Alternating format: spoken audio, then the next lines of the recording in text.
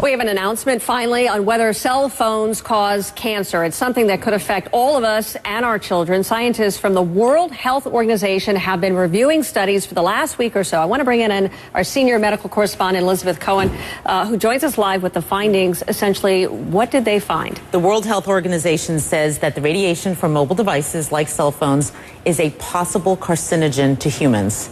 This is a very big deal because you and I have done segments about this before. Sure. It has gone back and forth. And this is really the first time that a large group, and it doesn't get any more sort of prestigious in many ways than the WHO, to say that it's a possible carcinogen. It puts it in the company of several other kinds of things. And so I want to tell you what it is, and I think that might give people an idea of what we're talking about. It puts it in the company of things like lead is also a possible carcinogen, according to the WHO, as well as engine exhaust and chloroform.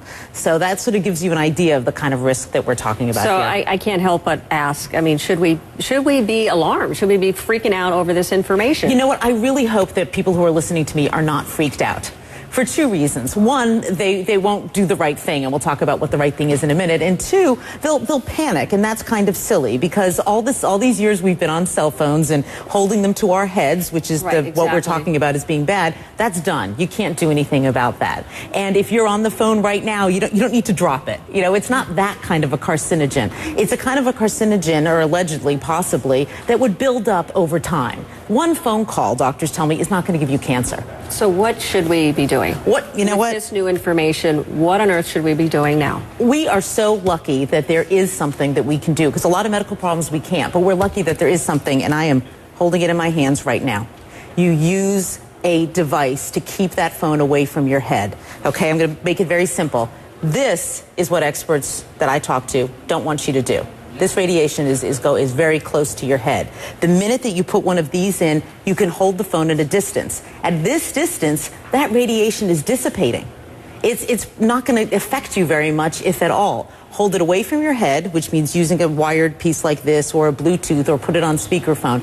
Keep it away from your head. That's the bottom line, and it's really easy to do. I mean, I can count on one hand the number of times in the past year that I have spoken on the phone like this. I just don't do it. I'm going to change my habits. Do you have any idea, or did WHO say anything about whether or not it can be on your body, on your person, in a pocket, in a holster, anything like that? Did they weigh in at all? WHO really focused on gliomas, which are brain tumors, because that's what a lot of the studies have been on. But Suzanne, I've certainly spoken to experts who say that they themselves do not carry it on their bodies, that they figure why take that risk if there is a risk, and so they will carry their phones in their purses or in a briefcase. You know, they'll try to keep it a bit of a distance away from their bodies, but the jury is still out on that. And what do you think cell phone companies are going to do? How do they respond to this? Is there a way that they can manufacture a safer phone, or? Right, we're seeking a response from the CTIA, which is the industry group, and I think what could happen is that people like the FCC, or other groups like that in other countries might say, this is important what the WHO is saying,